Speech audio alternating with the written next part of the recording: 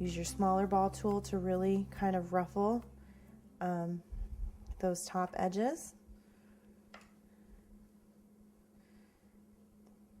And then your larger ball tool.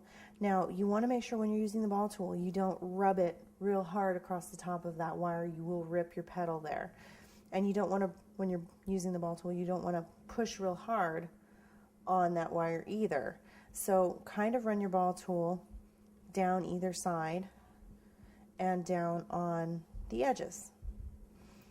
Now, when you go ahead and pick it up, you can then, using light pressure with your fingers, go ahead and curve that wire to give you that nice cupped shape.